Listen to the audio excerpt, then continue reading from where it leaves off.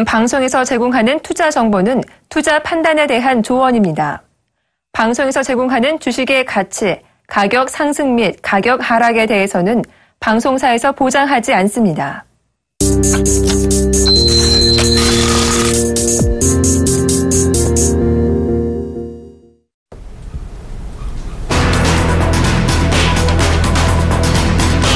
북한군이 어제 서부전선에서 남쪽을 향해 포탄 한 발을 쐈고 우리 군이 포탄 20여 발을 대응 사격했습니다. 북한군의 비무장지대 지뢰 도발 사건으로 최전방 지역에서 군사적 긴장 수위가 높아진 상황에서 발생한 이번 교전으로 남북 간 긴장은 최고조에 달했습니다. 현재 증시가 9월 미국의 기준금리 인상 전망과 중국 경제 둔화로 하락장인 만큼 이 같은 대북 위험이 증시에 심리적인 영향을 미칠 수도 있다고 전문가들은 분석하고 있습니다. 어제 중국인민은행이 7일 만기 역환매 조건 부채권 거래를 통해 시중에 1,200억 위안, 한화로 22조 716억 원 규모의 유동성을 공급했습니다. 이는 앞서 지난 18일과 같은 규모의 단기 유동성을 또 공급한 것입니다. 이는 인민은행이 지난해 1월 14일 만기 영레포 거래를 통해 1,500원 위안을 공급한 이후 약 19개월 만에 최대 규모였습니다. 이에 따라 인민은행이 이번 주 영레포를 통해 금융시장에 투입한 순유동성 규모는 1,500억 위안을 기록했습니다. 이는 지난 2월 이후 최대치입니다.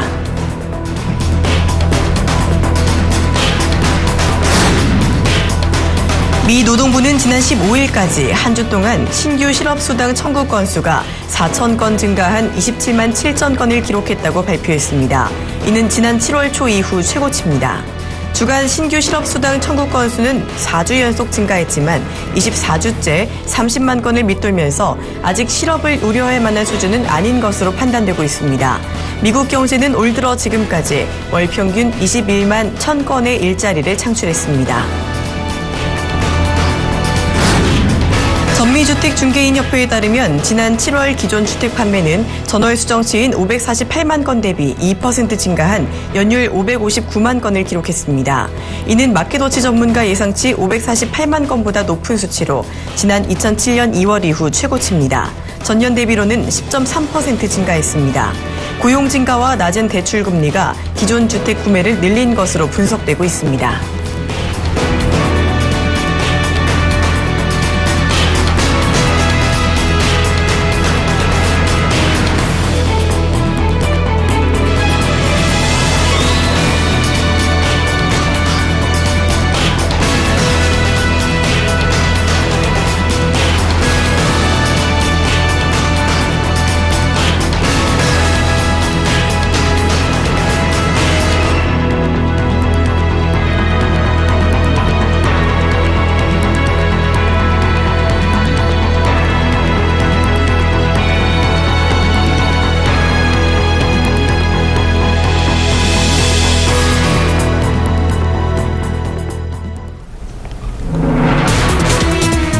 안녕하십니까. 출발 증시와이드 박진영입니다.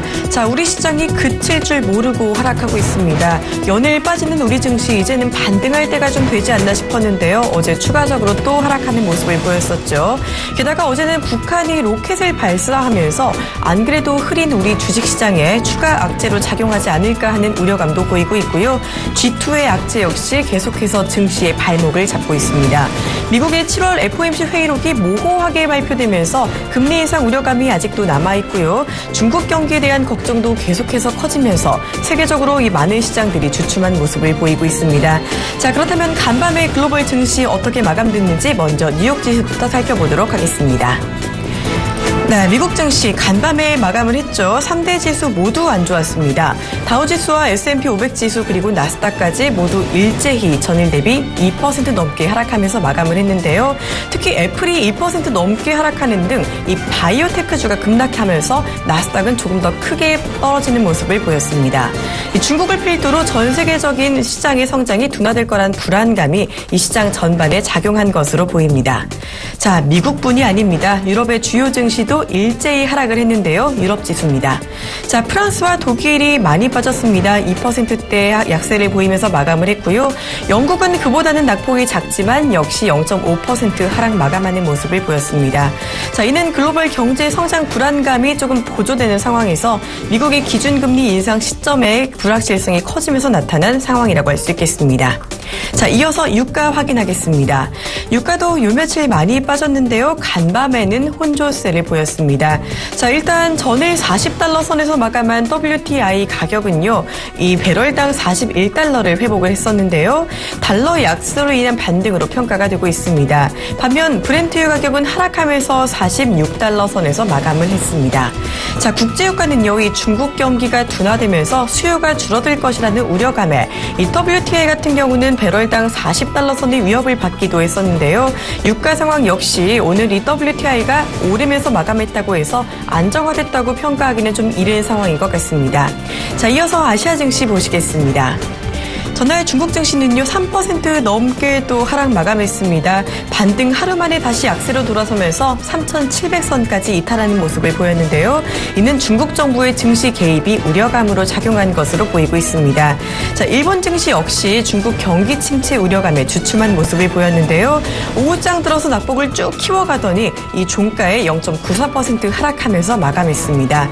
이 사흘째 내림세를 이어가면서요 일본 증시 2만선도 위태해진 상황입니다. 자, 이어서 국내 증시입니다. 자, 국내 증시 거의 재난 수준입니다. 안타까운데요. 코스피 전일 대비 1.3%가량 하락하면서 1920선마저도 붕괴를 했습니다. 종가 1914포인트 기록을 했고요.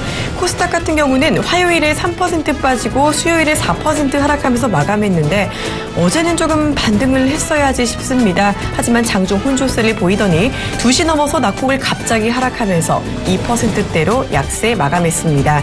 어제 코스피에서는 외국인이 물량을 많이 던졌고요. 코스닥에서는 이 개인의 매도세가 좀 두드러졌습니다. 자, 계속되는 우리 시장의 하락장 한숨이 나오는 상황입니다. 이렇게 세계 시장이 온통 파란불을 켜고 있는데요. 불안감이 세계를 지금 지배하는 상황입니다. 우리 시장에는 오늘도 대북 리스크도 좀 잔존하지 않을까 싶습니다. 시청자 여러분 오늘 마음고생 좀 많으실 것 같은데요. 출발 증시 와이드 지금 시작합니다.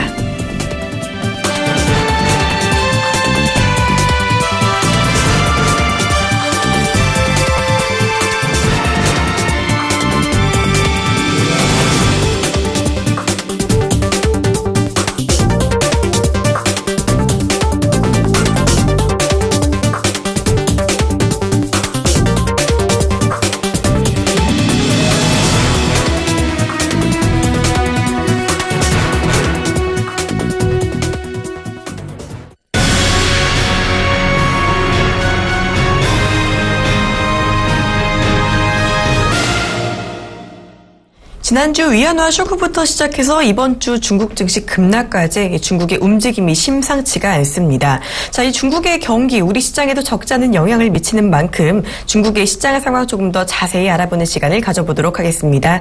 자, 오늘 도움 말씀 주실 분은요, 미중산업경제연구소 조용찬 소장입니다. 소장님 안녕하세요. 예, 안녕하십니까. 네, 이번 주 상하이 종합지수가요, 하루도 빠지지 않고 급등락 장세가 조금 이어지고 있는 상황입니다. 사실 중국 정부가 지난주에 경기 부양책으로 급작스럽게 위안화를 평가 절하하기도 했었고요. 여기에 더해서 얼마 전에는 22조 원 규모의 돈을 2번이나 풀었었죠. 그러면서 부동산 경기도 회복한다는 소식도 있는데요. 그런데도 이렇게 중국 증시가 급등락을 반복하는 이유, 어디서 찾을 수가 있을까요? 네, 아무래도 그 텐진 폭발 사고 뒤에 중국인들 같은 경우에는 정부 정책을 고지듣지 않는 그런 불신감이 커지고 있는데요. 대규모 유동성 공급에도 15금리가 계속 상승하면서 유동성 경세 현상이 계속 심화되고 있고요.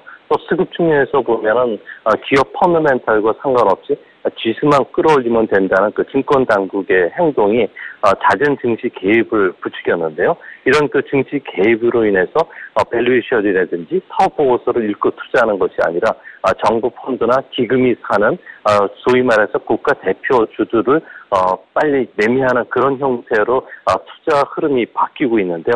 그러다 보니까 증시 개입이 없는 날 같은 경우는 주가가 급락하는 현상들이 자주 반복이 되고 있고요. 여기에 그 최근 들어와서 그 주가 폭락을 막기 위해서 정책 펀드들의 실탄이 좀 떨어지고 있다는 소식, 그리고 180조 원 규모의 주식형 펀드의 환매 물량이라든지, 그리고 증권사의 공매도 규제 해제와 같은 그 출구 전략들이 증시에 그 악재로 작용하는 그런 모습입니다. 네, 이렇게 여러 가지 경기 부양책에도 불구하고 이 증시가 널뛰기를 하는 이유가 바로 정부의 잦은 증시 개입이 원인이었다고 말씀을 할 수 있겠는데요. 이 국가대표팀 주식이다라는 말이 좀 재밌어요. 그렇다면 이 중국에서 정부 펀드나 기금이 매수하는 이 국가대표팀 어떤 종목들이 있는지 그 포트폴리오가 조금 궁금한데요.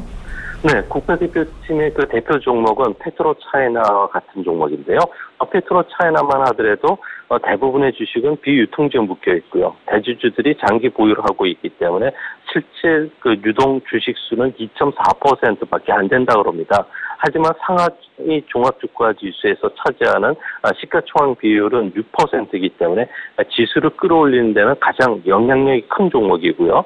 이와 같이 은행주라든지 보험, 식품이나 헬스케어 같은 대표 업종 대표주들을 중심으로 해서 중국에서는 국가 대표주들을 형성한다고 하는데요. 여기에는 경기 방어주도 있고요. 중소형주는 극소수라고 합니다. 대표적으로 종목을 보면은 중국은행, 중국원양, 거된전력, 장강 전력 같은 것도 있고요. 이디와 같이 분유회사, 그리고 꾸이저 마오타이, 커리전기와 같은 소비 관련주도 있다고 합니다. 네, 페트로차이나가 중국 석유가스공사죠. 국영기업인데요. 이 페트로차이나는 중국의 대장주면서 변동성 지수 같은 경우는 전 세계 100대 상장사 가운데 최고치를 또 기록했다고 합니다. 이 중국 국가대표팀의 대표적인 종목이기도 하고요. 그 외에는 은행이나 보험이나 식품 같은 또 대량 우량 종목이 많다고 말씀을 해주셨어요. 자, 그렇다면 이런 국가대표주는 어떤 방식으로 매매되는지가 또 궁금해지는데요. 또 조금 전에 말씀하신 것처럼 과도한 증시 개입에 따른 후유증은 없는지도 궁금합니다. 네, 증시 구제 측이 발표된 7월 초 이후에 정책 펀드라든지 기금들 같은 경우에는 장 마감 30분 직전에 주가가 하락되어 있는 그 국가 대표팀 주식들을 집중적으로 사들이는데요. 이때 이제 초대형 종목들을 사다 보니까 주가가 순식간에 급등하기도 합니다. 대표적으로 한 50여 개 국가 대표 종목들만 사들이다 보니까 실적이 좋은 나머지 종목들은 오히려 하락세를 면치를 못하고 있는데요. 이 때문에 외국인이라든지 장기 투자가들이 이탈이 되면서 주식시장의 그 투자 기능이 좀 사라지기도 합니다. 이뿐만 아니라 주가 펀더멘탈과 그 현재 주가의 그 괴리도가 커지면서 투자가들의 이탈로 인해서 A 증시의 하루 거래대금 같은 경우에는 2달 전에 비해서 절반 이하로 지금 줄어들었고요. 또 주식시장의 이런 순기능이 저하됨으로 인해서 상하이와 홍콩에 중복 상장되어 있는 종목들의 가격차 같은 경우는 2009년 이후에 최고 수준까지 좀 올라갔기 때문에 중국 증시가 한마디로 이야기를 해서 투기 시장화되는 그런 모습이 뚜렷해지고 있습니다. 네, 그러니까 중국의 투자자들, 이 주가 대표주들은 펀더멘탈을 보고 장기적으로 투자를 하기보다는 이 장 마감 30분 전에 그냥 정말 단기적인 매매가 이루어진다고 볼 수가 있겠는데요. 대형주 위주로 그렇게 기술적 매매가 진행되는 만큼 이 중국 증시 흔들릴 수밖에 없는 것 같습니다. 자, 며칠 전에 인민은행이 유동성 공급을 했었잖아요. 우리 돈으로 약 22조 원 넘게 돈을 몇 번이나 풀었는데도 중국 증시 계속 급락하는 모습을 보여주고 있습니다. 자, 그렇다면 지난주에 또 세 차례에 걸쳐 단행했던 위안화 평가 절하의 효과는 없다고 볼 수 있을까요?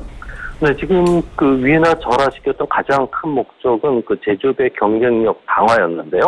중국에서는 그 위안화의 그 실질 실효 환율이 1달러 하락하면 3개월 뒤에나 중국 수출이 1%포인트 증가에 그칩니다. 반면에 위안화 절하에 따른 한머리가 400억 달러 정도가 유출되는데요. 최근 4.5% 전후로 절하됐기 때문에 한머리의 유출이 빨라지면서 중국 정부가 이런 측면에서 시중에 유동성 공급을 대규모로 나서게 됐던 겁니다. 환율 정책은 잘 쓰면 약이 되지만 잘못 쓰면 독이 되는데요. 특히 그 철강이나 가전, 방직 제품 같은 중국의 전통 수출 제품들 같은 경우에는 수출 마진율이 5% 정도밖에 안 됩니다. 위안화 절하보다는 최근 20%씩 매년 상승하는 인건비 상승에 더 큰 영향을 받기 때문에 환율 저하에 따른 가격 탄력성이 그리 크지 않는데요. 중국과 수출 경쟁을 하고 있는 베트남과 같은 경우에는 동화 환율을 며칠 전에 1% 전환시켰고요. 이뿐만 아니라 다른 무역 경쟁국들 같은 경우에는 경쟁적으로 통화 가치를 절하시키고 있기 때문에 중국에서는 4.5% 안팎의 위안화 절하만으로는 제조업 경기를 되살릴 수가 없고 수출은 계속 줄어들 수밖에 없기 때문에 앞으로도 추가 절하에 나서지 않을까 이렇게 보여집니다. 네, 그러니까 위안화 평가 절하, 이 환율이 하락하면 수출이 증가할 수 있지만 그만큼 또 한머니가 유출되는 문제가 있다고 볼 수 있겠다라고 말씀을 해주셨고요. 또한 위안화 가치가 떨어지면서 베트남이나 말레이시아 같은 다른 아시아 국가들의 통화 가치도 같이 하락하면서 이 수출 역시 어느 정도 감소할 수가 있겠다고 볼 수 있습니다. 자, 이에 따라서 환율 정책 같은 경우는 잘 쓰면 약, 못 쓰면 독이라고 말씀해 주셨고요. 위안화 추가 절하 가능성까지 제기를 해주셨습니다. 자, 사실 중국이 수출 경쟁력을 높이기 위해서 위안화 절하 카드를 뽑아든 건데요. 되려 이 금융시장에 불안을 키우는 상황이 된 것이기도 합니다. 이런 상황에서 그렇다면 정부 정책 역시 한계에 다다른 건 아니겠냐라는 이야기도 들려오고 있는데요. 3년 내의 중국 성장률 5% 수준까지 떨어질 수 있다는 분석도 나오고 있습니다. 어떻게 봐야 할까요? 네, 중국 같은 경우에는 지금 7월 경제 지표를 보면은 기업들의 실적 악화로 인해서 고용과 임금이 감소하고 있고요. 이로 인해서 소비마저 좀 위축되는 악순환에 빠졌습니다. 시진핑 지도부가 주장한 하반기에 경기 회복된다는 그 시나리오에 직접 노란불이 켜진 상태인데요. 지금 중국의 성장률 하락을 보면은 상상 가능 인구수가 계속 줄고 있고요. 또한 기업들의 막대한 채무 문제, 은행의 부실 채권, 그리고 과잉 생산 시설에 대한 그 체계 구조적 모순에서 비롯이 됐습니다. 일시적인 경기 부양책이라든지 위안화 절하만으로는 경기를 회복세로 되돌리기는 상당히 어려운 상황인데요. 하지만 중국 같은 경우에는 전민 공유제 경제 체제다 보니까 7% 전후 목표를 달성하지 못하면 공산당의 정책 실패로 인식이 되는데요. 이 때문에 7% 전후의 성장 목표를 달성하기 위해서 중국은 지금 정책 총동원력이 내려져 있는 상태입니다. 건설 사업 채권 발행을 통해서 앞으로는 도시의 지하 인프라 정비에 또 나서게 될 것으로 보여지고요. 이 한자녀 정책도 폐지하고요. 호구제도 개혁뿐만 아니라 중국은 제조업 경쟁력을 회복시키기 위해서 중국 제조 2025와 관련된 후속 대책들이 실질적으로 지금 대규모로 쏟아지고 있고요. 또 공급 과잉 산업을 문제를 해결하기 위해서 해외로 생산 기지를 이전시켜드는 실질적인 대책들이 지금 나오고 있기 때문에 우리가 생각했던 것만큼 중국 경제가 나쁘지 않다는 점을 항상 주식 투자하실 때 고려를 하셔야 됩니다. 네, 결국 위안화 평가 절하가 이 한머니 유출을 야기하면서 결국 경제에 악영향을 미치고 있는 모습인데요. 이 중국의 경기 둔화는 생산 인구 감소나 이 정부나 기업의 채무 등 여러 가지 측면에서 이어지고 있는 만큼 위안화 절하만으로는 또 경기 회복이 어려울 것이다라고 말씀을 해주셨습니다. 자, 이번에는 중국의 부동산 경기를 조금 살펴볼까 하는데요. 이 중국의 주택 경기가 대도시를 중심으로 회복세로 돌아섰다고 합니다. 이 7월에 신규 주택 가격이 오른 도시 수가 이 하락한 도시수보다 많다고 하는데요. 자, 이런 점이 중국의 주식시장에는 또 어떤 영향을 줄까요? 네, 중국은 올해 3월 말이었죠. 단기 주택 매매라든지 이중 대출을 용인하는 주택시장 활성화 부양책이 나왔는데요. 이 때문에 베이징, 상하이, 선천 같은 대도시를 중심으로 해서는 주택 판매뿐만 아니라 가격이 회복이 되고 있습니다. 주택 판매가 회복이 되면은 부동산 개발 투자로 이어지는 시차가 한 6개월에서 한 9개월 정도인데요. 이 때문에 중국의 부동산 시장은 8월과 9월 사이에 저점을 통과하면서 회복될 가능성이 높습니다. 중국에서는 부동산과 주식시장 서로 역의 상관관계인데요. 주택 자산 같은 경우는 금융자산의 8배 정도가 달하기 때문에 주택시장이 상승한다면 주식시장에서 지금 혼란을 겪고 있는 개인들 같은 경우에는 급속도로 자금이 빠져나갈 가능성이 높기 때문에 주식과 부동산 시장은 서로 상관관계가 마이너스인 그런 모습으로 나타날 것으로 보여집니다. 네, 그러니까 중국의 부동산 시장이 화랑을 보이면 반대로 중국의 주식 시장은 조금 위축될 수 있다라고 정리를 해볼 수가 있겠습니다. 자, 이 중화권의 부호 중에요. 창장그룹의 리자청 회장이라는 사람이 있는데 이 사람이 중국의 부동산 개발로 이 시세를 키운 이 경영자라고 합니다. 그런데 이 리자청 회장이 최근 중국 부동산 경기가 살아난다는 이 지표에도 불구하고 부동산을 처분하고 있다는 소식이 들려오고 있어요. 그럼에도 과연 이 중국의 부동산 시장 다시 화랑 국면에 들어간다고 볼 수가 있을까요? 네, 리자청 회장 같은 경우에는 중국 부동산 투자의 규제로 꼽히고 있는 분인데요. 이분 같은 경우는 지난 1월부터 올해 8월 중순까지 무려 13조 원 넘게 중국의 부동산을 현금화시켰다고 합니다. 최근에는 상하이 그 금융 중심가에 있는 푸둥 누자주의 그 센츄리 링크라든지 센츄리 링크 타워 같은 경우에도 한 4조 원대 매각을 추진하고 있는데요.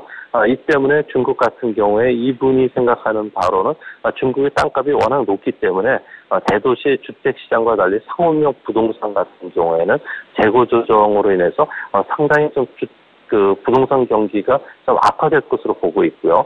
중국은 생산 가능 인구가 줄면서 인구 감소 시대에 들어갔기 때문에 부동산에 대한 수요가 좀 줄어든다는 거죠. 이뿐만 아니라 최근 부동산 경기는 정부의 여러 가지 규제 완화책이라든지 투기 대책에 힘입었기 때문에 선선치처럼 부동산 투기 과열로 인해서 부동산 대출을 규제할 경우에는 정책 효과가 사라지면서 가격이 급락할 가능성이 높다는 겁니다. 분명한 것은 중국의 주택시장은 현재 고속성장에서 중고속성장으로 빠르게 진입을 하고 있기 때문에 이전과 같은 황금알을 낳는 거인은 아닌 것으로 분명해 보입니다. 네, 주택 시장은요, 이 미전처럼 고속 성장이라고 보기보다는 이제는 중고속 성장 단계에 접어들었다라고 보셨습니다. 자, 이웃나라 중국의 경기 의존도가 어디보다도 높은 우리 한국인 같은 경우에는요, 중국의 경기 상황 움직임을 조금 더 잘 파악해야지 시장에 조금 더 잘 대처를 할 수 있을 것 같습니다. 그러므로 이 중국 상황 계속해서 주시해 보시는 게 좋겠습니다. 네, 지금까지 중국 경제 상황 전반에 대해서요, 미중 산업경제연구소 조용찬 소장과 함께 하셨습니다. 고맙습니다. 네, 감사합니다.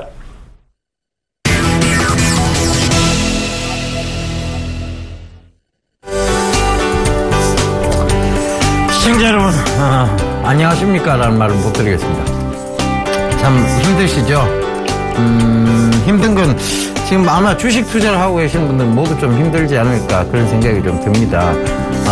뭐 선물이라든가 이런 방향성이 아래쪽인 부분들을 투자하는 게 아니기 때문에 주식시장의 어떤 이런 하락세는 더더욱 여러분들을 좀 힘들게 만들고 있다는 것을 참 느끼겠습니다. 그래서 오늘은 좀 먼저 명확한 얘기들 좀 드리고 가도록 할게요. 지금 뭐 엎친 데 덮친 격으로 북한이 폭까지 쐈습니다. 그죠? 그래서 지금 대응 사격도 하고 지금 분명히 또 북한이 한 2일간 정도의 시한을 뒀어요. 그러니까 요 기간 동안 좀 불확실성이 부각이 될 수는 있습니다. 그러니까 그 부분을 좀 참고해 보신다면 지금은 글쎄요, 지금 시장의 불안 요인들을 자꾸 만들어내는 거 아니냐. 그리고 더 이제부터 진짜 본격적으로 빠지기 시작해서 뭐 지금 또 심각하게 얘기하는 쪽의 얘기들을 들어보면 뭐 1600, 1500 뭐 이런 얘기도 나오고 있습니다. 사실은. 근데 그건 어디까지나 근거가 없는 얘기고요. 자, 우리가 명확한 팩트를 좀 살펴보자고요. 자, 그리스가 이제 구제금융 때문에 굉장히 힘들었을 때가 바로 지난달 그리고 지난달이었습니다. 근데 그들이 어떻게 넘어왔습니까? 결국은 구제금융을 받기로 합의를 하고 뭐 국민투표를 하고 뭐 했습니다만 받기로 하고 그 위기들이 넘어갔죠. 그런데 그 이제 지나간 일이 돼버렸습니다. 그죠? 지금은 그리스 구제금융에 대해서 누구나 관심조차 가지지 않습니다. 지나간 일이 돼버렸다는 것이죠. 그러면 지금 이런 사태 역시 또 지나간 일이 될 수 있다는 것인데 그 지나간 일에서 웃을 수 있느냐에 대한 부분을 체크를 먼저 명확히 해보자고요. 자, 그때도 말씀드렸던 게 뭐냐면 뚜렷한 기준을 잡으시라고 얘기 드렸습니다. 자, 그 기준이 뭡니까? 예, 글로벌 초저금리 상태의 유지였습니다. 지금도 역시 마찬가지입니다. 이 모든 과정에서의 이제 끌고 나가는, 즉 한 방향으로 물이 모이는 곳을 찾아보면 결국은 이 글로벌 초저금리 상태를 유지하겠다는 강한 의지이기도 하고 그것에 대한 명분을 쌓아가는 그런 쪽이라고 보시면 되겠습니다. 단지 우리가 미흡했던 것은 이 글로벌 초저금리 상태가 유지가 되고 있는 한에서 우리가 꺼내들 수 있는 카드가 금리 인하 그리고 정부의 부양책이었는데 제대로 된 정부의 부양책도 나오질 않았고 그 다음에 금리 인하도 나오지 않았습니다. 물론 금리 지금도 많이 낮기는 합니다. 하지만 그 외국인들, 즉 우리 말고요, 바깥에서 본 외국인들은 어떻게 보이느냐 하면 한국 정부의 의지가 없는 거 아니냐, 경기 부양에 대한 의지가 없는 거 아니냐로 보여집니다.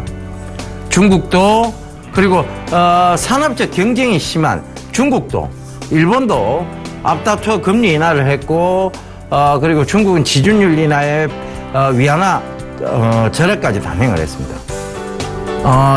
바로 이후 일본은 끝없는 양적 완화를 통해서 지금 엔저, 즉 아베노믹스를 통한 엔저로 계속 밀어붙이고 있죠. 근데 과연 그 산업적 경쟁 국가에 있는 대한민국은 어떤 카드를 꺼내들까에 대한 궁금함이 있었는데 그래서 그들이 들어와 있었어요. 그러니까 이제 나올 경기 부양책들이 있지 않겠느냐. 왜? 주변 국가들의 어떤 그런 상황들로 와서. 근데 산업적 주변 국가들이죠. 그죠? 그럼에도 불구하고 고집을 피웠습니다. 금리도 동결해버렸고, 그 다음에, 지금 정부의 강한 경기 부양 의지도 나오고 있지 않습니다. 그러니까 그것은 결국 뭘로 이어졌느냐? 실망에 대한 매물로 이어진 것이고, 그것이 지금 이러한 사태를 만들고는 있습니다. 그런데 뚜렷한 기준점, 바로 글로벌 초저금리 상태 유지라는 것입니다. 미국도요, 이제 금리 인상을 하기가 힘든 상황이 되어버렸습니다. 그들이 FOMC 회의록을 공개를 했는데, 아직 확실치 않다. 그리고 섣부른, 제가 드렸던 얘기하고 똑같아요. 섣부른 금리 인상은 자칫 위기를 초래할 수도 있다. 이 얘기까지 나오기 시작하면서, FOMC 회의록에서 나오기 시작하면서 금리 인상에 대한 얘기가 쑥쑥 뒤로 밀려나가고 있습니다. 자, 그렇다면 이 모든 것들은 결과적으로 글로벌 초저금리 인하에 대한 부분들을 초점을 맞춰 나간 거예요. 그렇다면 그것이 과연 지금 시장을 계속 무너뜨릴 수 있느냐에 대한 질문에서 아니라고 확실히 답변을 드리겠습니다. 힘내십시오. 조금 더 견디시면 됩니다. 이걸 다시 올라올 수밖에 없는 장이고, 이런 구간상 짧게 나오는 비정상적인 구간은 늘 시장이 합리적인 구간으로 회귀시키면서 화답을 해왔죠. 지금은요, 어떠한 징후현상도 없었습니다. 그러니까 금융위기가 온다라든가 이런 징후현상이 전혀 없었습니다. 지금 그나마 좀 찾아볼 수 있는 게 중국인데, 중국도 여러분 지금 경기가 완전히 나빠진 게 아니고요. 그리고 그들이 지금 적자로 돌아선 게 아니고, 그 다음에 지금 흑자인 상태인데 조금 경기가 가파르게 올라오다가 조금 더뎌졌다는 거예요. 그 부분에서 어떻게 이런 부분까지 나올 수 있느냐. 결과적으로는 그들은 거품이 많이 끼었기 때문에 거품이 빠진 과정이고요. 우리는 거품조차 없었습니다. 그렇다면 그때 거품을 만들어냈던 바이오주 관련주들이 조금 문제가 있을지는 모르겠지만 그 외의 관련주들은 괜찮다는 얘기입니다. 이건 비정상적인 구간이라는 얘기죠. 글로벌 초저금리, 그 가장 기준점을 잡으신다면 여러분들이 지금 투자하는 것에 대해서 두려워하지 마시고요. 지금 또 들어가 있는 것에 대해서 공포를 느끼지 않으셨으면 좋겠습니다. 예, 요 기준 얘기 드리고 오늘도 신문 읽어주는 남자 시작하도록 하겠습니다. 자, 바로 외신부터 좀 살펴볼게요. China offers investors. 자, 이 얘기 뭐냐면 그림스 오브 스톡 마켓입니다. 즉 증시의 구원투수가에 대한 부분입니다. China offers investor. 그러니까 뭐냐면 국부펀드에 대한 얘기죠. 중국 증시의 구원투수 국부펀드가 될 수 있겠느냐에 대한 얘기입니다. 자, 중국 지금 국부펀드가 중국 국부펀드 이름이 중앙회금이에요. 그 중국 증시의 지분을 확대를 했습니다. 그러니까 그들도 지금 증시를 방어하기 위해서 나섰다는 얘기죠. 그런데 이렇게 적극적인 중국에 비해 미온적 태도의 한국이 문제가 돼버렸습니다. 그죠? 그래서 중국 정부는 지금도 경기 부양을 위해서 굉장히 적극적으로 발빠르게 나서고 있다는 것. 그러니까 이 모든 과정들은 결국은 다시 산을 만들기 위한 고리다고 보시면 되고요. 지금의 이러한 현상이 나온 것은 지나친 웹도덕 현상이다. 이렇게 좀 말씀드리도록 하겠습니다. 선물이 현물을 흔들고 있는, 즉 꼬리가 몸통을 흔들고 있는 것이죠. 그래서 이런 부분들을 생각해 보신다면 지금 투자하는 것에 두려워하지 마십시오. 괜찮습니다. 뭐 지금 전쟁이 난 거 아니죠. 그 다음에 갑자기 금리 인상이 된 거 아니에요. 그리고 여전히 부동산은 리스크가, 즉 여러 가지 부동산 가격이 올라가고는 있다고 합니다만 환급성이 떨어지고 여러 가지 세금에 대한 부분들이 있습니다. 그래서 아직은 이렇게 글로벌 초저금리 상태가 유지되고 있는 한은 중국뿐만이 아니고요. 증시, 즉 위험자산인 증시로 몰려들 수밖에 없다는 것이죠. 그래서 그 기준점만 명확히 잡으십시오. 글로벌 초저금리 상태가 유지되고 있는 한은 다시 위험자산은 부각이 될 수밖에 없다는 것입니다. 그냥 갈 수는 없기 때문에 이것에 대한 신용 미수 스탁론 털어내야 될 거 아니에요. 그죠? 이거 떨고 가겠다는 얘기입니다. 그래서 그런 부분들도 꼭 좀 참고를 해보셨으면 좋겠습니다. 자, 다음 국내 최대 경제일간 서울경제신문 살펴보겠습니다. 중국 침체, 유가 하락, 미국 금리 인상, 미궁에, 자, 이 얘기 나오죠. 결국은 FOMC에 대한 회의록, 그것이 나왔어요. 조건 근접했지만 경제 여건이 아직 충족 못했다. 그리고 물가 목표치 2% 달성도 의문이다. 그리고 인상 시기 연기 가능성에 더욱더 중론을 싣고 있다. 이런 얘기가 나옵니다. 결국 원자재 가격이 악화되었고 이 모든 과정들은 이 글로벌 초저금리 상태에 유지를 하기 위한 하나의 명분들이 쌓아진 것 뿐입니다. 자, 이런 명분들이 쌓아진다면 결국은 또다시 위험자산, 즉 초저금리 상태가 유지되고 있는 한은 위험자산으로서의 쏠림 현상이 명확하다는 얘기입니다. 그래서 그런 부분들을 꼭 좀 참고해 보시면서 이 기사가 말하는 것도 그거예요. 결국은 지금 미국이 금리 인상, 제가 수익을 말하다 시간에 얘기 드렸죠. 미국 9월 금리 인상 없다 이 얘기 드렸습니다. 그죠? 빨라야 12월이고 늦어지면 내년까지도 갈 수밖에 없다. 왜냐하면 그런 분위기들이 만들어지고 있기 때문입니다. 근데 이것이 우리에게 왜 위기로, 그러면 네가 알고 있었으면 위기를 얘기해 줬어야 될 거 아니야. 그렇게 의문 가지시는 분도 있을 거예요. 근데 위기가 아니었고요. 이것은 사실 위기는 아니었습니다. 금리 인상이 뒤로 간다는 게 어떻게 위기겠습니까? 그죠? 그런데 그 부분이 명확했는데 이런 부분들이 물론 명분으로 나온 겁니다. 하지만 이런 명분들이 과연 한국의 악재를 불러일으키겠느냐. 왜? 첫 번째, 저는 금리 인하를 한다고 봤고요. 한은의 이주열 총재가 좀 고집을 피웠죠. 그죠? 그 다음에 분명히 정부에서 경기 부양책이 나온다고 봤습니다. 이 두 가지에 대한 부분들 지금 바로 살펴보겠습니다. 매파본색 이주열, 가계부채 리스크 커져 구조개혁이 중요하다. 추가 금리 인하는 어렵다 해석. 자, 지금 우리는요, 디플레이션을 걱정할 때가, 인플레이션을 걱정할 때가 아닙니다. 디플레이션을 걱정해야 될 때죠. 그럼에도 불구하고 가계부채 리스크에 대한 부분들을 들고 나옵니다. 가계부채, 지금 정부의 초창기에는 가계부채가 없었나요? 가계부채 그때도 컸죠. 그럼에도 불구하고 지금 구조개혁이 중요하다. 금리 인하는 더 이상 어렵다. 추가 금리 인하는 어렵다. 그런 해석을 지금 하고 있습니다.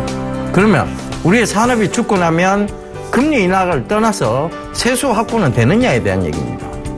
지금도 조선, 정유, 화학, 철강 다 죽겠다고 합니다.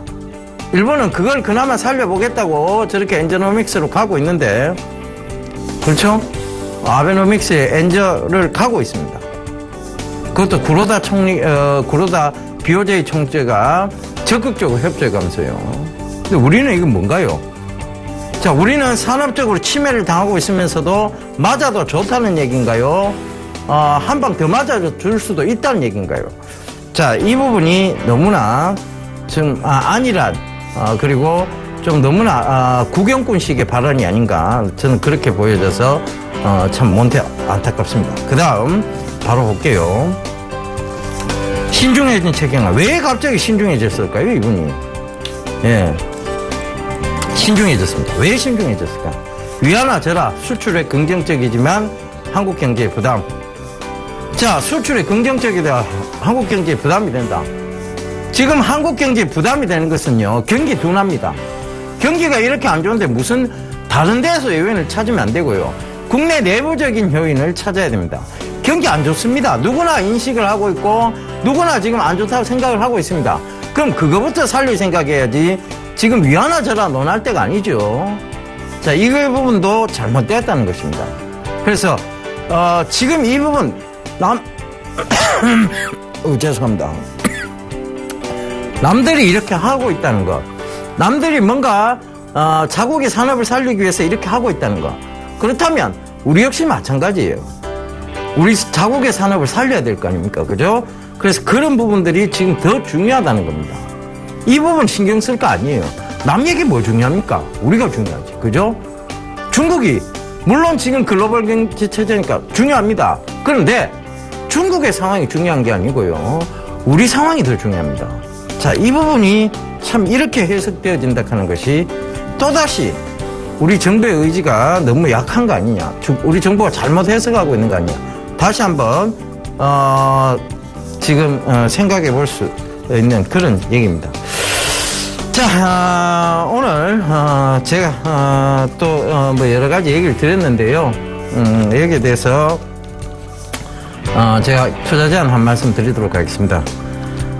시장 자체가요, 지금 비정상적인 시장 국면입니다. 빠르게 정상적으로 회귀할 것이 예상이 되고 있으니까요. 여러분들 지금 투자하는 것에 두려워하지 마십시오.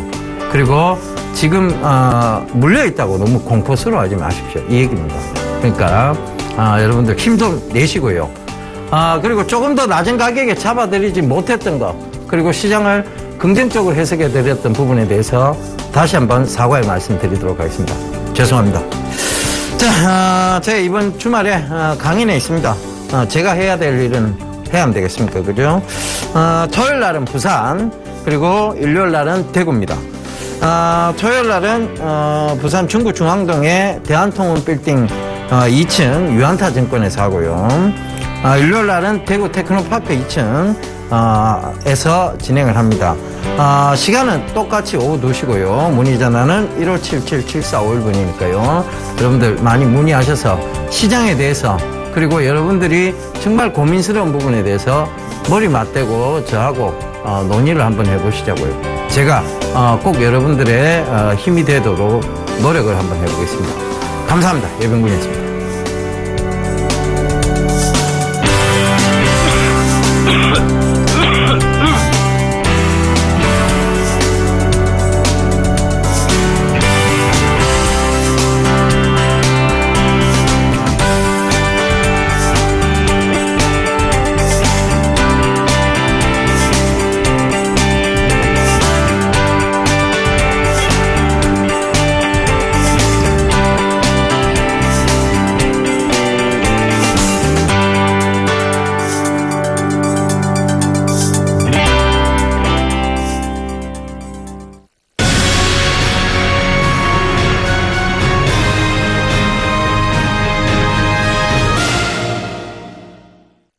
네, 본 방송에서 증거하고 있는 투자 정보는 투자 판단에 대한 조언일 뿐 해당 주식의 가치나 수익률을 보장하지 않음을 알려드립니다. 네, 지금 이 시간 국내 시황의 대가와 함께 국내 시장 전략 짜보는 시황의 신시간입니다. 네, 지금 이 시간 아데나 투자 전문 신승용 대표와 함께 하시겠습니다. 안녕하세요. 네, 안녕하십니까.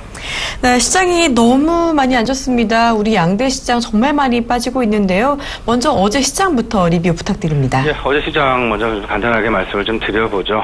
거래소 지수 일단 1910선을 턱걸이하는 그런 모습, 1.3포인트에 육박하는 그런 하락 보이면서 조금 좀 기관 투자자는 물론 개인 투자자들의 마음을 계속 무겁게 하고 있다. 더욱더 여기에 그 가세한 부분 아무래도 그 중소형주 위주로 구성이 되어 있는 코스닥 시장의 급락 부분이 되겠습니다. 전전일 4%대 급락에 의해서 어제도 2%가 넘는 하락 보여주면서 650선을 간신히 좀 지켜내고 있다라는 그런 그림 좀 나오고 있죠.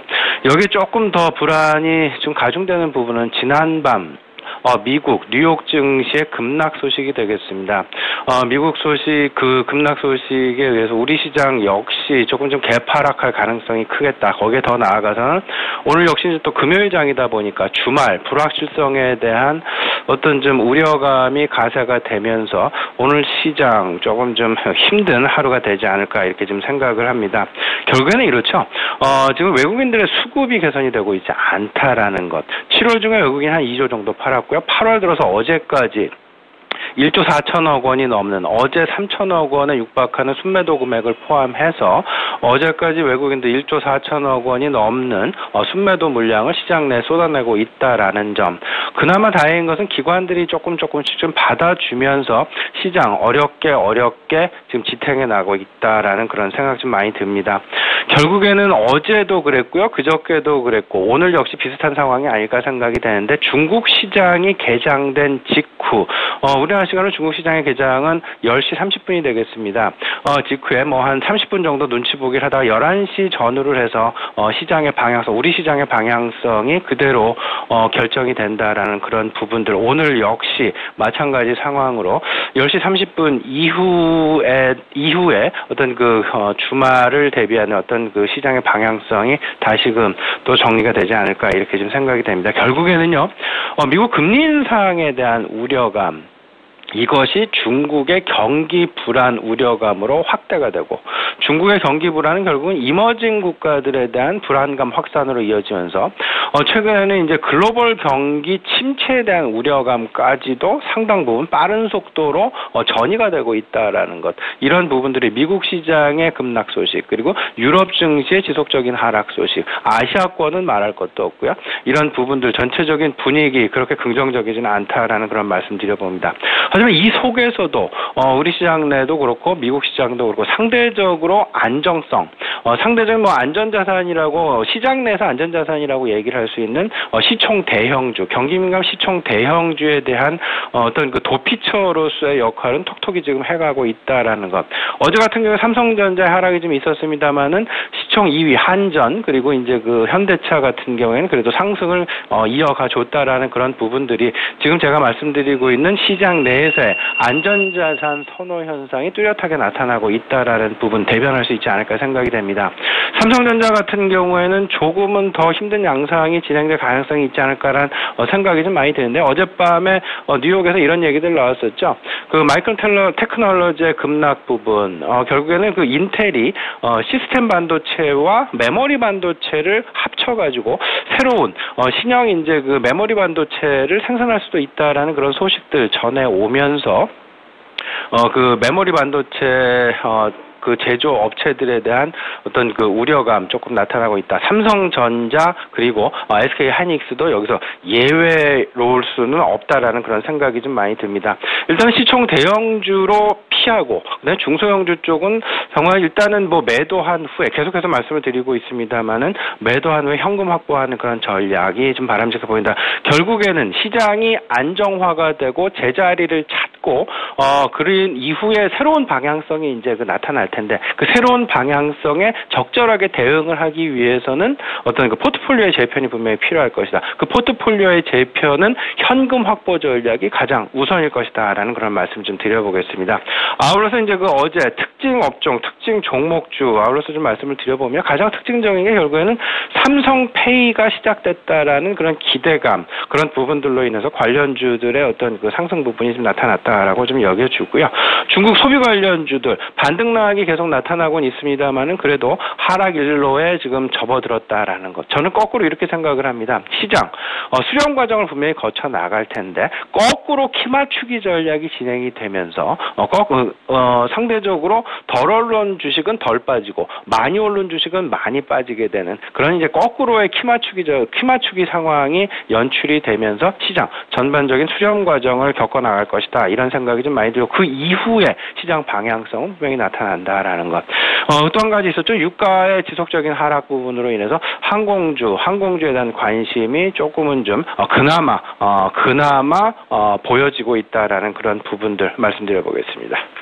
네, 우리 시장 어제 좋지 않았었는데요. 글로벌 시장이 간밤에도 좋지 않았던 만큼 오늘도 개파라 출발하지 않을까 예상을 해주셨어요. 또 중소형주 매도 후 현금 확보 전략을 말씀해 주셨고요.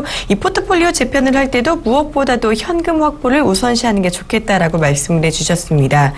자, 어제 코스피 쪽에서 외국인 매도가 상당히 많이 나왔습니다. 이 상반기에는 사실 외국인 매수세가 그동안 많이 들어왔었는데 올여름 외국인들이 매도 폭탄을 던지고 있죠. 그동안 외국인 얼마나 많이 팔았나요? 예, 지금 8월 오늘 어제까지 현재 지금 1.4조 원 정도의 순매도 그리고 7월 중에 한 2조 원 정도의 순매도. 올해 들어서 외국인들이 지난 한 5월, 6월까지 순매수한 금액이 한 10조 정도 됩니다. 이 중에서 이제 한 4조 정도 좀 팔았다, 3.5조 원 정도 팔았다라고 하면 제 개인적인 판단으로는 외국인들의 순매도가 멈추는 그런 상황들, 결국에는 한 절반 정도까지는 좀 팔아야 되지 않을까. 순매도 금액 기준으로 해서 6, 7, 8 정도 생각을 해서 한 5조 원 정도 때는 좀 팔아야 그래야 이제 전반적인 수급이 안정되지 않을까. 그러면서 전체적인 포트폴리오 개편이 좀 가능할 것이다라는 그런 생각 좀 많이 듭니다. 하지만 이제 외국인들 매도 규모 자체는 매도의 어떤 그 강도 자체는 상당 부분 어제 그제를 필두로 해서 오늘이 아마도 가장 거센 날이 아닐까. 오늘 오전 중에 가장 거센 날이 아닐까라는 그런 생각도 많이 드는데 점차 외국인의 매도 강도는 좀 둔화될 가능성이 있겠다 쪽에 좀 생각을 좀 두시고요. 그에 대한 배경, 그 근거는 뭐니 해도 밸류에이션에서 찾아볼 수밖에 없겠다라고 말씀드려 보겠습니다. 과거 이제 그 성장주에 대한 PER 논란도 많았다라면 이제는 PBR 관점으로 시장 지금 회귀하고 있다라는 부분들, 많은 자료, 많은 어떤 그 언론 이렇게 좀 들여다보면요. 대부분의 많은 언론들이 지금 현재 PBR 관점으로 접근을 하자라는 얘기를 많이 하고 있다라는 것. 그 PBR, 지금 현재 상황이 PBR 1배 상황이 되겠습니다. 이런 상황들을 좀 생각을 해본다라면 추가적으로 조금 이제는 그 버티는 것의 마지막 단계가 되지 않았나 이렇게 좀 생각이 되고요. 가장 중요한 것, 지금 현재 그 불안감을 해소할 수 있는 가장 중요한 부분은 뭐니 해도 미국 금리 인상에 대한 불안감, 불확실성이 빠른 시간 내에 해소가 되어야 될 것이다. 지금 현재 그 미국의 FOMC 회의 9월, 10월, 12월 세 차례 남아 있습니다만 9월 27일 날로 지금 예정이 되어 있죠. 9월 27일 금리 인상에 대한 어떤 그 불확실성이 해소되기 이전까지는 조금 좀 이런 지금 지지부진한 어떤 그런 답보적인 상황에 시장 상황은 계속되지 않을까라는 그런 생각이 좀 많이 들고요. 여기에 중국 시장의 어떤 그 불안감 이런 부분은 명확하게 이해를 하셔야 됩니다. 어제도 좀 간단하게 말씀을 드렸습니다만 중국 증시에 대한 불안감이 아닙니다. 중국 경기 둔화에 대한 우려감이다라는 것. 그 경기 둔화에 대한 우려감의 여파로 중국 시장의 어떤 그 변동성이 확대되는 것이지 중국 시장의 변동성이 많이 올랐다고 해서 그 자체로 지금 현재 그 변동성이 확대되고 있는 것은 아니다라는 것. 이 부분 명확하게 좀 인지하셨으면 좋겠습니다. 그러다 보니까 지금 현재 그 안정화의 힌트를 계속 말씀을 드리고 있습니다. 제가 보는 시장 안정화의 가장 중요한 힌트는 국제 원자재 가격의 빠른 안정세가 되겠습니다. 구리 가격도 그렇고요, 아연 가격도 그렇고, 곡물 가격도 그렇습니다. 국제 금 가격은 최근 들어서 이제 그 안전자산 선호 현상에 의해서 최근 들어서 한 30불 정도 올랐다는 그런 보도 내용들 다들 알고 계시리라 생각합니다. 저는 국제 금 가격은 국제 어떤 그 원자재 가격하고는 조금 좀 동떨어져서 생각을 하셔야 된다라고 생각을 하고 있고 국제 원유 가격 그다음에 국제 비철금속 가격 특히나 구리 가격에 관심을 가져보자라는 그런 말씀 좀 드려보겠습니다. 네, 외국인 순매도가요. 7월에만 2조 원, 8월에만 1조 원 넘게 팔았는데 지난 상반기에 들어왔던 외국인의 순매수수의 10조에서 한 5조 원 정도는 팔아야지 매도가 그치지 않을까라고 예측을 해주셨어요. 오늘 또 외국인 매도 강세 강할 것 같다고 말씀을 해주셨는데요. 꾸준히 또 말씀하셨듯이 이 원자재 가격 동향 보시면서 시장 안정화 힌트 얻어가시는 것도 좋을 것 같습니다. 자, 우리 시장이 계속해서 하향을 하고 있는데요. 대체 언제까지 내려갈지 궁금하신 분들 많으실 것 같습니다. 시장 바닥은 어디인지 그리고 이런 어려운 시장에서 어떤 전략 가져가야 하는지 말씀 부탁드립니다. 지금 현재 시장 앞서서도 간단하게 좀 말씀을 드렸습니다만 PER 관점의 대응이 아닌 PBR 자산가치의 관점의 대응이 중요한 지금 국면이다라는 것. 자산가치적으로 먼저 안정화 국면이 접어들어야만 그 이후에 성장성이 부각이 되면서 PER이 다시금 시장 내 관심을 받을 수 있는 그런 어떤 그 투자 심리의 패턴이 정해질 것이다라는 것.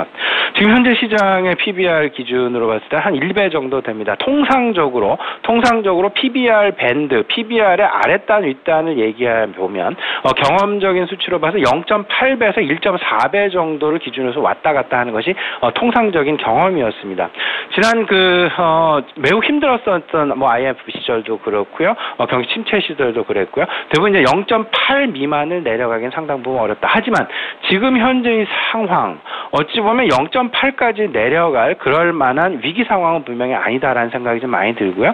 그 이유, 그 배경, 유동성의 어떤 그 힘이다라고 생각이 됩니다. 유동성의 힘이 일시적인 어떤 그 쏠림 현상들, 불안감에 의한 쏠림 현상들에서 왔다 갔다 해서 지금 현재 PBR 기준으로서 1.2배, 1.3배까지 갔다가 지금 현재 1배까지 떨어져 있는 그런 상황인데요.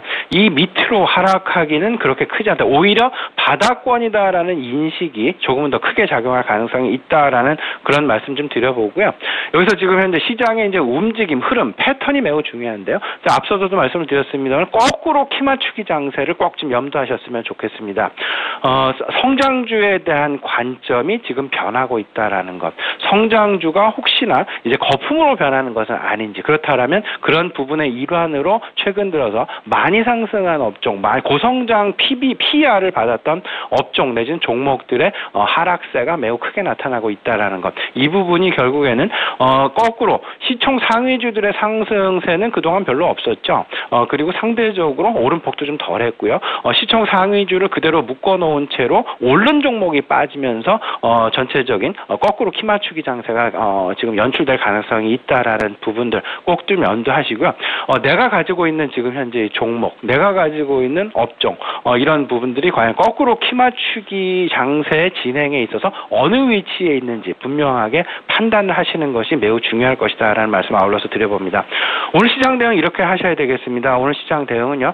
계속해서 말씀을 드리고 있지만 시총 대형주 중심의 접근이 무조건 유효해 보인다라는 것. 그리고 더 나아가서는 낙폭 과대 중심의 대응이 유효해 보인다라는 것. 낙폭 과대와 실적 개선 이 두 가지 틀 안에서만 움직이시라라는 그런 말씀 드려보고요. 아울러서 지금 현재 공격적인 포트폴리오, 공격적인 투자 대응 전략은 절대 바람직하지 않다라는 것. 무조건 방어적인 투자 전략 태세로 움직이자라는 그런 말씀 드려보고요. 아울러서요. 마지막으로 지금 현재 현금을 확보하고 계셔야만 추후에 시장의 방향성이 결정됐을 때 내가 적절한 포트폴리오를 구성해 나갈 수 있다라는 부분들, 선결 조건이다라는 부분들 아울러서 마지막으로 시청자분께 당부드리겠습니다.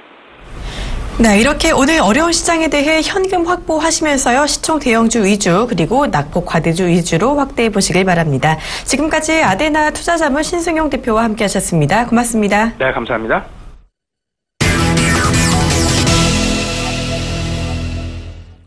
이투코의 상한가 팩토리 시즌2 시간입니다. 지금 이 시간 여의도에 계시는 샘플러스 이투코 멘토와 함께 하시겠습니다. 안녕하세요. 반갑습니다. 네, 우리 시장 코스피 1920포인트는 지지한다라고 하셨는데 어제 깨졌죠. 또 코스닥은 650까지 떨어졌는데요. 다들 속 많이 타실 것 같습니다.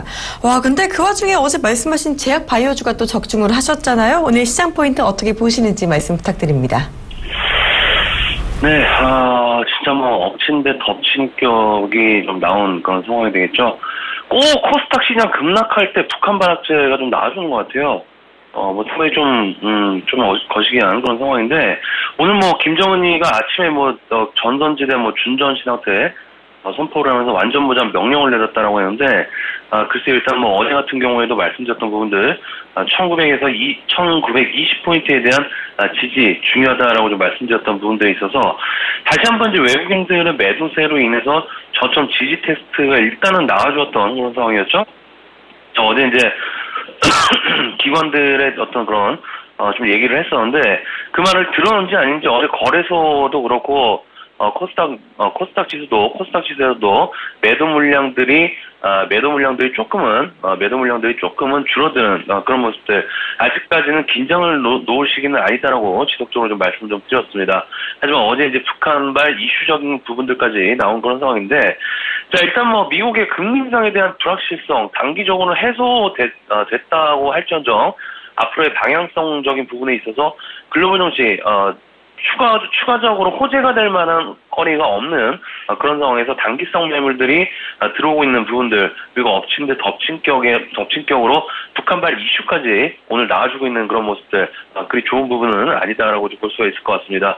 자, 결국 오늘 뭐 동시효과 예상 지수를 보면은 1840포인트 마이너스 3.7% 정도 폭락 출발이 좀 예상이 되는데, 제가 지난번에 1920포인트 중요하다라고 좀 말씀 좀 드렸는데, 오늘 이제 1870포인트 2015년도 1월달경에 최저점적인 부분들이 거의 2년 만에 1870포인트가 온다면은 2년 만에 최저점 PBR 1배 미만으로 들어오는 그런 상황이기 때문에 제가 봤을 적에는 이 구간 정도에는 반드시 반발 매수세는 무조건적으로 좀 들어와 줘야 된다라는 점. 자, 하지만 이제 월봉 차트를 좀 보시면은 일단 제가 좀 가장 좀 중요하게 그럼 보고 있는 1910포인트가 오늘 사실상 상당히 좀 무너질 가능성이 큰 상황이기 때문에 이런 무너질 수 있는 그런 상황에서 빠르게 반발 매수세가 들어오면서 과거에 연평도 포격 사건이나 김정일 사망 때도 어떤 뭐 천안함 사태에도 마찬가지의 그런 상황으로 정략 후강의 장세가 나왔던 부분들 오늘도 반드시 좀 나와줬으면 하는 그런 좀 바람이 있다라고 좀 보시면 좋을 것 같습니다. 자, 이번에 이제 가격 제한폭에 대한 변경이 된 상황에서 이런 악재적인 부분들이 계속 나와주고 있는 상황에서 자, 중요한 것은 뭐 코스닥 지수가 되겠죠. 어제 코스닥 지수를 좀 말씀드리면서 주 후반으로 갈수록 하락의 좀 클라이막스가 나올 것이다라고 좀 말씀드렸던 부분들. 결국 이제 코스닥 지수의 키는 제약바이오 섹터들의 종목이기 때문에 재료와 실적이 되는 종목들부터 순차적인 어떤 상승세가 좀 나올 것이다라고 좀 말씀을 좀 드렸던 그런 부분이었는데, 근데 어제 같은 경우 코스닥 지수 1% 넘게 조금은 상승하는 모습들이 좀 나와주었지만은 단기성 매물들에 부딪히게 되면서 후장에는 급락을 하면서 약한 그런 모습들, 결국 힘이 딸리는 모습들이었죠. 오늘 내일 앞으로의 그런 주가의 방향성이 불확실한 상황에서 단기성 자금들 어떻게 보면은 뭐 단기적으로 수익 나면 팔자라는 물량들이 지속적으로 지금 나오고 있는 그런 상황이기 때문에 코스닥 지수는 지속적인 당분간 맞고 떨어지는 식의 어떤 그런 정강 후약의 패턴 나올 가능성이 상당히 좀 크다는 점. 결국 이제 오늘 같은 경우에도 급락을 하게 되더라도 제가 봤을 적에는 단기적 이평선들 지금 상당히 좀 튼튼하게 지지가 나와주고 있는 그런 상황이기 때문에 빠르게 아랫꼬리를 달고 올라올 가능성도 있다는 점, 그 점 참고하시면 좋을 것 같고요. 자, 지난번에도 말씀을 좀 드렸던 것이 사실 뭐 이럴 때 우리 금융당국에서 서킷 브레이커나 사이드카 거래 정지를 좀 시켜주면 좋겠지만은 지금 같은 경우 신나서 공매도 때리고 있는 그런 상황에서 그럴 일은 좀 없을 것 같고요. 자, 그래서 이번에 코스닥 지수 앞에서 언급드린 대로 단기적인 상승과 하락이 좀 나올 수는 있겠지만은 어느 정도 바닥권을 확인하려는 심리는 지속적으로 좀 나와줘야 안정세가 좀 나올 것 같습니다. 그래서 금일 630포인트를 지켜주는지 지켜준 이후에 어느 정도 기간 조정이 나온 상황에서 어느 정도 추가적인 반등, 저는 반등 쪽으로 좀 예상을 좀 하고 있는 그런 부분이기 때문에 일단은 코스닥 종목 보유하고 계신 종목들 코스닥 지수 반등 시까지는 투매에 동참하지는 말자는 것이 저의 일단 생각입니다. 그래서 기술 쪽 반등이 나온 이유가 이제 상당히 중요한 그런 상황이기 때문에 일단은 그때까지는 홀딩하시면서 코스닥 지수 변동성의 촉각을 좀 생각하시기에는 분명한 그런 사실이지 않나 싶습니다. 자, 어제 이제 종목별 변화적인 측면들, 코스닥 지수 상승함에 있어서 제약바이오 섹터들에 대한 그런 상승세 나왔던 하루였다라고 좀 볼 수가 있겠죠. 아마 뭐 개인 투자자 여러분들께서 한 종목씩은 제약바이오 섹터들 보유하고 계신 종목들이 좀 대부분일 것이다라고 좀 생각하고 있는데, 일단 코스닥 지수 어제 오후 2시까지는 상승 포지션 유지되고 있었던 그런 상황에서 예상대로 하락한 종목보다는 상승했던 종목들이 있었던 그런 상황이었지만은 2시 이후에 급격하게 밀리는 모습들. 자, 역시나 어제 재료가 있는 종목이냐 없냐가 상당히 중요했던 그런 부분들, 그리고 실적이 턴어라운드 했냐 못했냐에 대한 부분들이 향후 하반기 주가의 방향성 상당히 달라질 수가 있는 그런 부분이기 때문에 일단 보유하고 계신 종목들에 대한 재료적인 부분들 지속적으로 실적과 함께 체크를 하셔야 될 것 같고요. 자, 중요한 것은 현재 어떤 종목이 되겠든 북한발 이슈나 대외적인 이슈로 인해서 지금 사실 기술적 분석이나 실적도 다 안 먹히는 그런 상황이기 때문에 결국 투매에 동참하시는 것은 현명하지 못한 과거의 똑같은 패턴과 똑같은 방법으로 손실을 키울 수밖에 없는 그런 상황이다라고 좀 생각하고 있기 때문에 현재 보유하고 계신 종목들 코스닥 지수 안정화가 될 때까지는 전반적인 종목들 투매에 동참하지는 말자라고 좀 말씀 좀 드리면서 오늘장 잘 대응하시기를 바라겠습니다. 오늘 상한가 팩토리는 여기까지입니다. 고맙습니다. 네, 무엇보다 코스닥 630포인트 지지 여부 보시면서 홀딩하시고요. 종목 모멘텀 실적과 함께 확인하시길 바랍니다. 지금까지 샘플러스 이득 코멘트와 함께 하셨습니다. 저는 잠시 후 2부로 돌아오겠습니다. 고맙습니다.